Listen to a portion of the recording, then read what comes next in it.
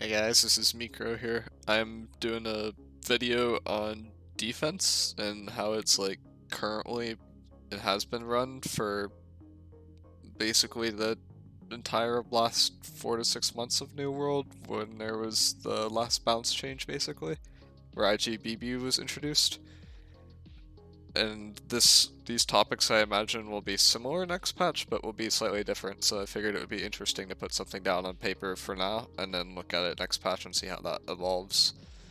But I did a video a while ago already on like what I consider to be a good attack setup for current patch with like some interesting builds I think will be featured next patch.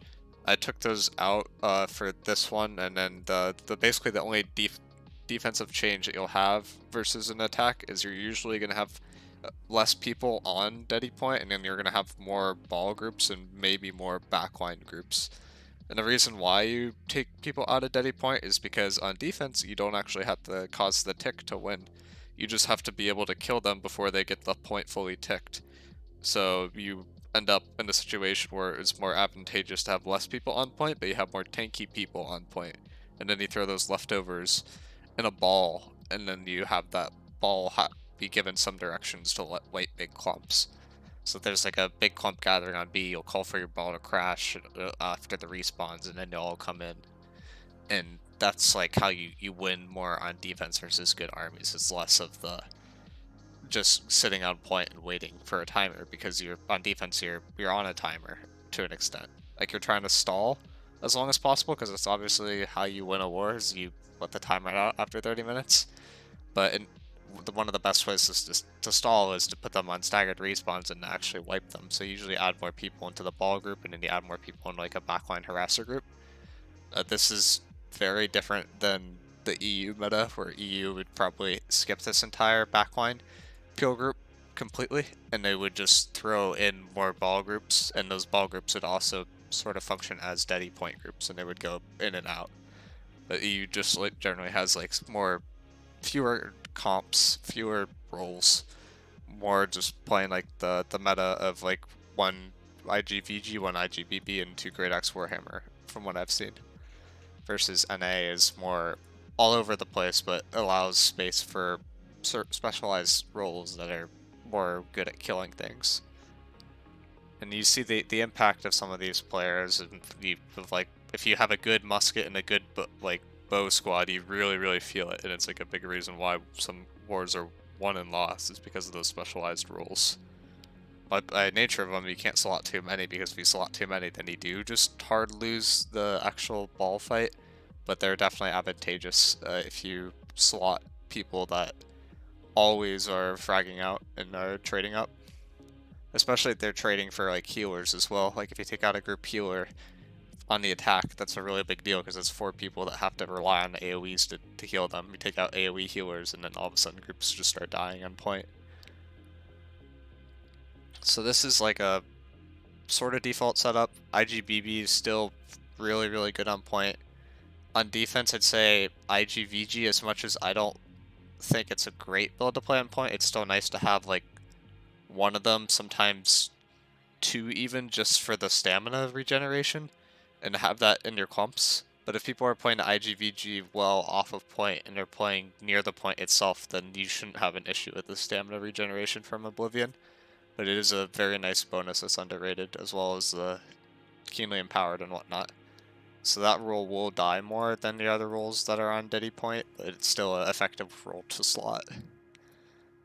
Most of these roles, it's kind of hard to tell, like in terms of like what stats to look for. If you're looking for a good IGBB player, I'd say you want very low deaths, like you're looking at 3 to 6 a war would be, 6 would be on the higher side. I'd say 3-ish would be about lower end to, and then 5 would be about average. If so your player is like playing IGBB and has more than that, then they're doing something wrong, because their build's entirely built just to be sustainable on the point. Great Axe Warhammer definitely has more deaths and is more swingy depending on if you're winning or losing.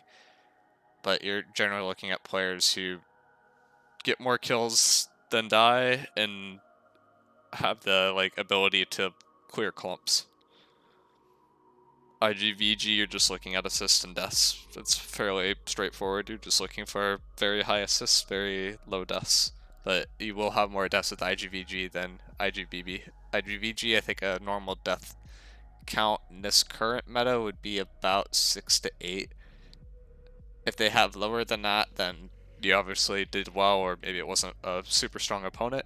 And if they have more deaths than that, then you're either losing as an army and the IGBGs were suffering for it, which is why it's a harder class to judge than IGBB, because IGBB can exist even if you are losing the ball fight, as well as Great Axe Warhammer, which also die if you're losing the ball fight. You'll also notice that there's like usually less AoE healers, I'd say, on defense and attack, and that's just because it's harder to find a slot for them. Like, you could slot an AoE healer in a ball group if you wanted to, and it's not a bad idea. It's just that ball group will end up being less effective. Like, I know some people in like a triple melee group would not slot an IGVG, instead would slot a group heal, but then some people in those triple ball groups really want the IGVGs, but then they just don't receive enough heal from the group heal, so it's like a weird balancing thing. I do put the BG VG on here, even though it's like a better build for next patch because it's still useful in this patch. It's just more useful as like a more specialized rule, I'd say, than IGBB. But anyways, jumping into the fun stuff, talking about like raid plans, skipping to the end here all of a sudden. That's a little spoiler.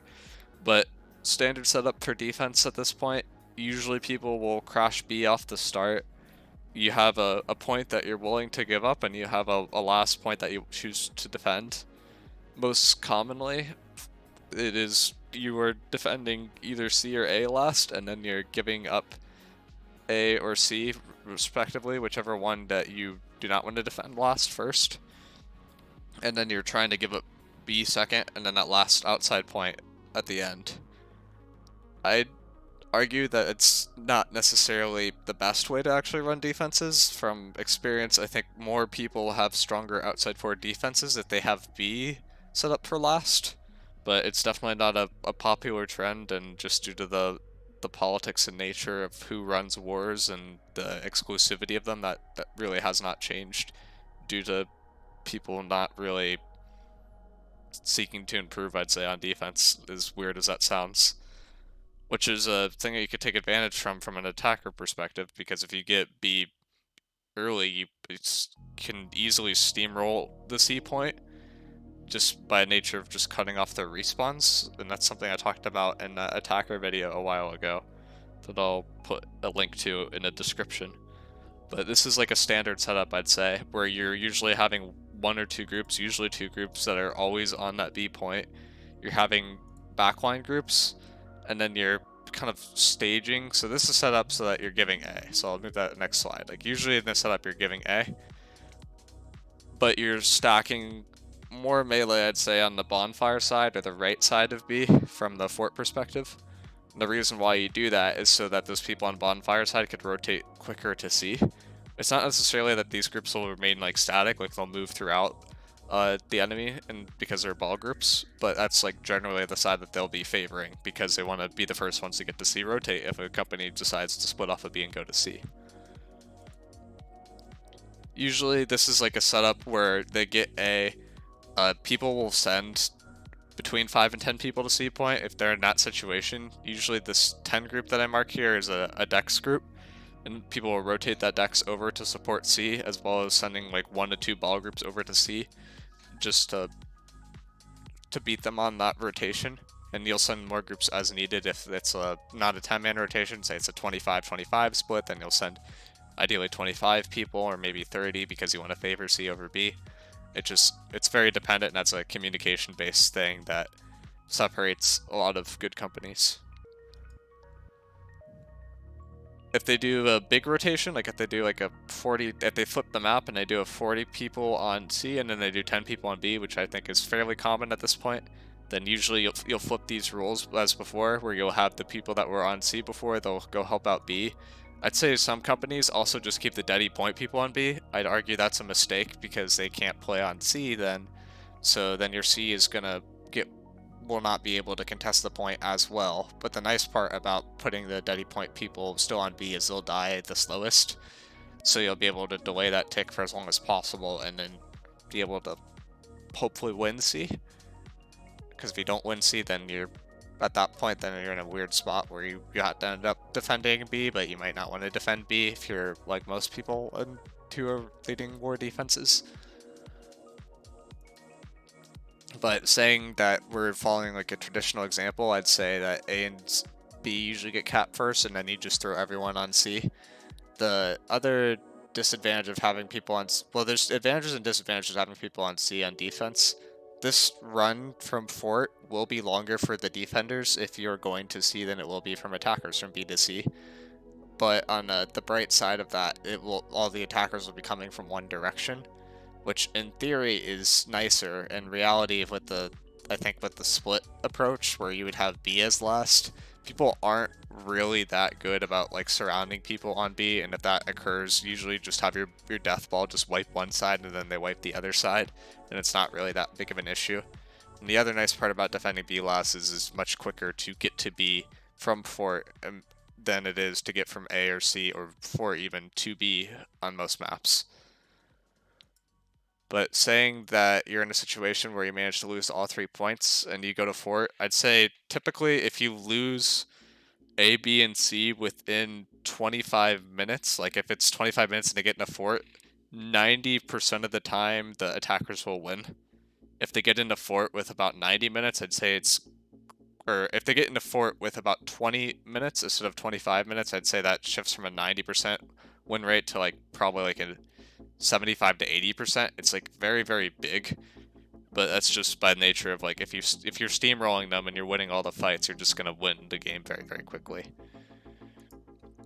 That being said, if you're leading an attack, like I talked about in Other War, and you get in a fort very fast, it's a problem. And the reason why it's a problem for defenders is because they won't have enough cleanse economy yet. They won't have the cleanse buys up to be able to sustain themselves throughout the war. So if you're able to get in early, break the cleanse buy stations, and starve the defenders from using cleanse pots, then you will just win wars with the current state of meta of New World.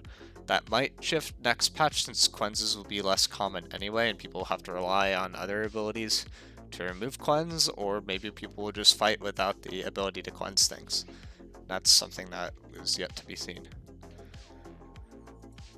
But when it comes to defending the fort, there's usually a gate phase, and then there's a phase where everyone has all the repair shops down and is able to actually push the fort and have like a real attack where siege isn't a factor.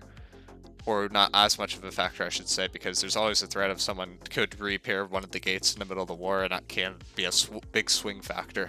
And it's a thing that a lot of people have to plan for, especially the B gate. If you're able to repair this gate in a war, it could easily swing a fight in your favor, even if you're outnumbered on point.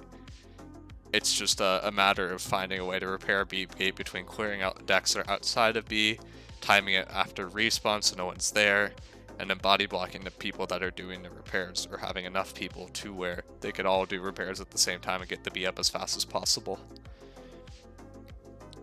But usually you'll have a bigger fight, I'd say, outside each one of these gates, because defenders will rotate between them to try to get in and break all those gates and all those siege first before they rotate. This is like where you want to take as big of a fight as possible on defense and try to commit as many bodies as you can outside the wall. The reason why you'll do this is because you have Warhorn advantage, unless they broke the horns early in the war. And with that Warhorn advantage, you basically have a leg up in every single fight that you have, since you have more protection and more health recovery than the defenders, as well as your healers being in a generally safer spot. So people usually fight very aggressively off defense, and they'll jump over the walls, and they'll be as aggressive as possible until all the gates are broken. And once all the gates are broken, then it's just there's a good bit of a skirmish for trying to protect siege. But usually the defenders are able to, or the attackers are able to kind of break all that siege and all those gates in 5 to 10 minutes. If it's on the 10-minute side, you're doing a very good job on defense. If it's on the 5-minute side, there's definitely stuff to work on there. And then you have the most important part of the fort game, which is actually defending the fort and trying to sneak up those repairs. Usually you'll have the biggest part of defending a fort is actually controlling those gate respawns, Like you always want to have like a group or two just like on these gates and not letting people in, and then you want to have groups inside that help with the cleanup. Usually the best people to help inside of the cleanup are the kill squad groups, and then the people at the gates are just typical ball groups. And then at a certain point, you might call to pull off the gates and then wipe the people on point, and that's like a decision that people in charge of the war will have to take, and it's a common thing for attackers to take advantage of as well, because if you're only putting 10 people on a gate usually, then you can just overwhelm one of the gates if you want to off a respawn wave. Usually when people get in, they'll try to get up top and stabilize there, since it's really hard to push up top of the fort if you're a defender, since the staircases are really narrow and there's only 4 access points to the top of the fort. So that's something you have to be aware of, and you have to be trying to protect those as much as you can, as well as looking at those cleanse buy stations and trying to make sure you have good economy throughout the war. If you're in a spot where you don't have cleanses and they crash on the point, then sometimes that could just swing the war itself. So you want to make sure you have cleanses for when that actually occurs too. And you'll prioritize that even over dying at certain points if the death is kind of inconsequential, because cleanses are that important in the state of New World Wars. And I'd probably say last, when people are like all-inning on the point, the most important spot for a defender to meet up is this little front spot on the gate that I'll try to zoom into. Okay, it's not going to let me zoom into, but I'll put a star on it for you guys. This spot right here on B gate, most important spot to contest in the entire game. You want to make sure that they don't get in through the B gate with reinforcements for free, and if you can control that top side of point, there will be nowhere safe for their healers to stand, and then your kill squads can constantly look for those healers, and you can just win fights outright because you're destroying healers in the mid fight of a war defense. That's why you usually slot a lot of backline peel or backline harasser groups in the defense, and the backline peel groups, if they don't have to peel, right, they're also in a light enough build and they have enough damage to be able to function as like a harasser person, and everyone in general on the defense is looking to prioritize killing healers instead of prioritizing the point. And why you do that is so when the point fight actually happens, the people on point have access to less healing, less sacreds, and in general you're able to get more kills. That being said, there's not that much of a big difference comp-wise between attack and defense. I'd just say there's a little bit more of the ball, maybe a little bit more of the backline groups. Maybe not as much backline peeler, but then like more backline harasser-oriented people, because you're looking to get kills as much as you can, especially on the healers. Defenders should always have an advantage in terms of kills to deaths, just by nature of playing defense. I'd say even in wars where people win on attack, if it's a competitive war, it would not be common for a defender to have like a 2-to-1 KD advantage and still lose just by the nature of how respawns work. But that being said, there's also the flip side where attackers are extremely better than the defenders and are able to outfrag them as well. So overall, the big takeaways here are to contest these chokes, I'd say.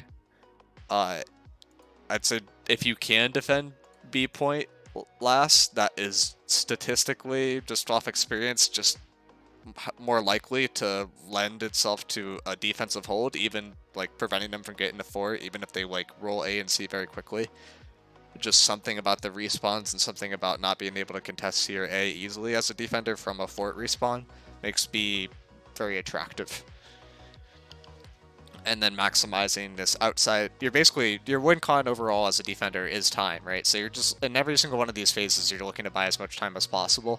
So if you are doing a setup where you're defending like B and C and you're giving up A, the reason why you're giving up A too is just because so people can't do like a triple split and then like really make it hard to defend all 3 points at the same time and have the chance of losing 2 to 3 at once. But if you are in a situation where you want to defend like this, I'd say what most people currently do when B is like 80%, they'll be like, oh, we want to recontest B, we want to all in, and that's a big, big mistake. I'd say that people should rotate off of B to C at about like 80% or after the B point starts ticking very fast. Reason being, it's more important to stop the snowball on C than it is to try to win the recontest B fight. If you know you're better as an army than the people on B, you can like take the ego thing and then try to just win that fight itself. But I'd say more often than not, you're probably better playing for the time bank and then stopping the bleeding of that and that momentum of them rotating from B to C and just carrying over the pressure that they had before.